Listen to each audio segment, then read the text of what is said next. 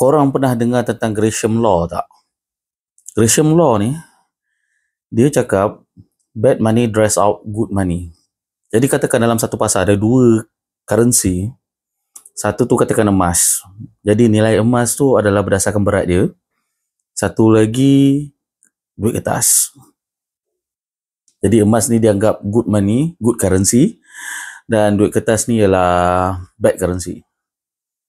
Dan kalau ikut Gresham Law, benda ni menyebabkan emas ni tak ada dalam circulation. Maknanya orang akan gunakan duit kertas ni untuk bertransaksi. Kenapa aku cakap benda ni? Sebab benda ni tiba-tiba pop up dalam fikiran aku. Aku terfikir dulu aku terlibat dengan satu startup. Dan apa idea startup ni ialah nak buat tokenized gold. Maknanya emas yang sebenar tu kita tokenize kan. Maknanya jadikan dia coin macam dalam blockchain lah. So instead of dia jadi fiat punya crypto macam Solana ke Bitcoin ke, maknanya dia backed by something.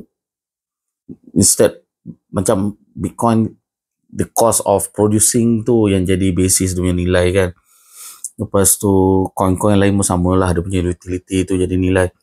Tapi kalau tokenized gold ni, maknanya nilai coin itu disandarkan pada emas. So aku terlibat dengan startup tu. So the idea is to create a market where people will transact with that tokenized gold lah. Jadi supaya orang, kalau dulu ada gold dinar kan, but dari segi pricing macam tak kena pula. 1 dinar dah berapa sekarang. Tapi nak beli gula-gula memang tak kena lah. Pakai dirham pun belas-belas. Macam waktu aku dulu lah, 1 dirham RM15, sekarang berapa puluh aku tak tahu.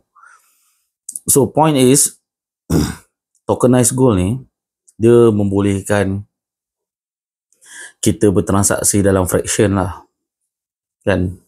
So katakan benda tu RM1 ke 50 sen ke, kalau dah namanya kripto, kau boleh transfer dalam 0.00 berapa coin kan. That's the whole thing, that's the whole idea lah. Maknanya kita buat marketplace. Cuma dari bila aku deep dive, aku terfikir, kenapa orang nak kenapa orang nak lepaskan emas dia untuk beli barang-barang seharian. Jadi aku dah tahu dah pasal Gresham's Law ni.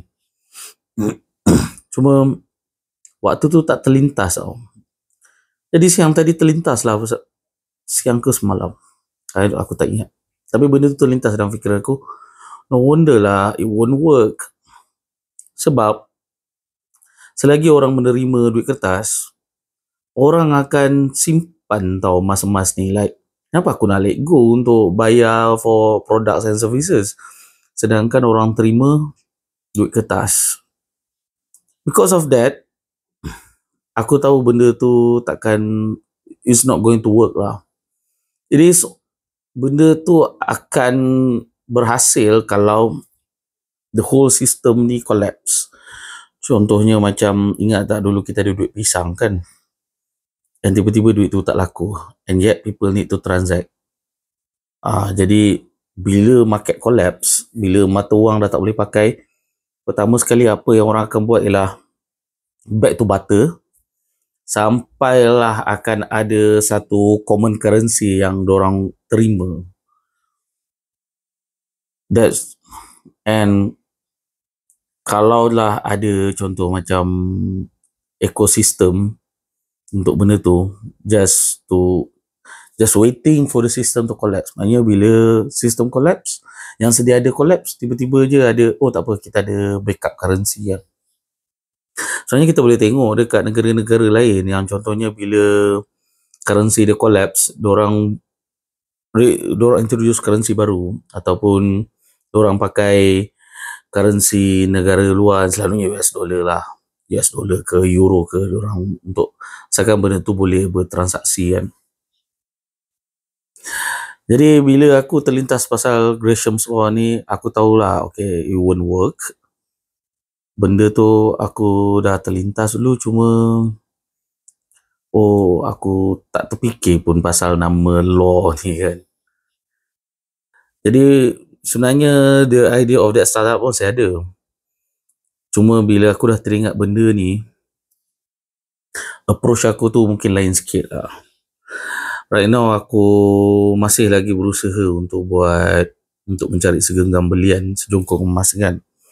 Satu, of course lah, aku nak buy some fancy stuff ke, travel to places yang aku dah lama tak pergi.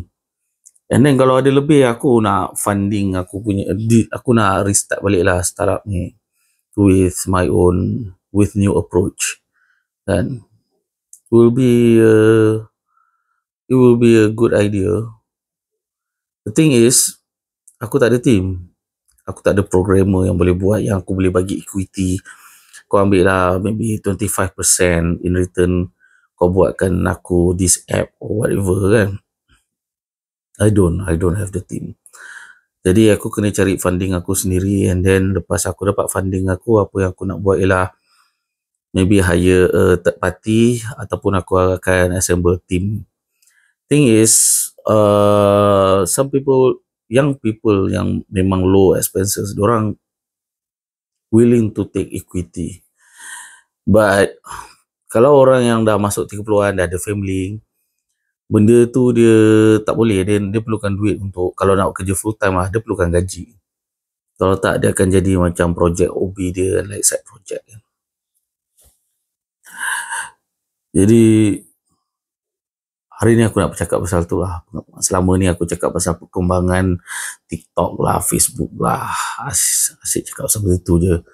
So kali ni aku nak start show off. It's not show off lah, aku nak share experience aku, apa yang aku tahu kan. Contohnya hari ni aku cakap pasal Gresham Law and experience aku buat startup dulu. Jadi at least you learn something. Kalau korang tak pernah dengar, at least korang kali ni korang dah dengar kan. The whole idea is to make people transact with gold. The thing is, gold is good money.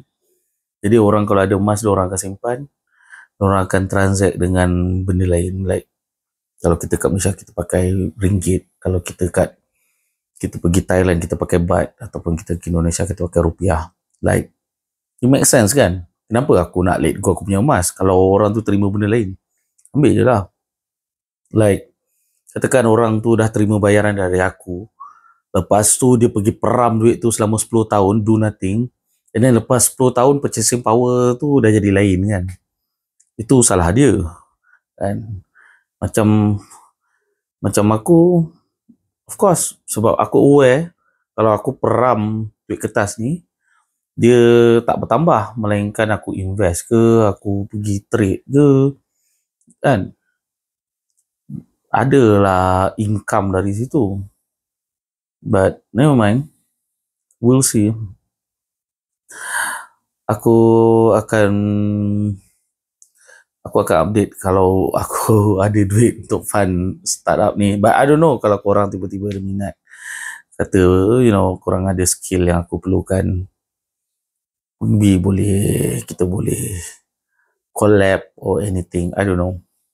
Anyway, kalau korang nak tengok episod yang sebelum ni, aku letak kat sini. Kalau korang nak tengok dari nombor 1 vlog aku ni, aku letak playlist kat sini. Nanti aku ambil lagi. Assalamualaikum.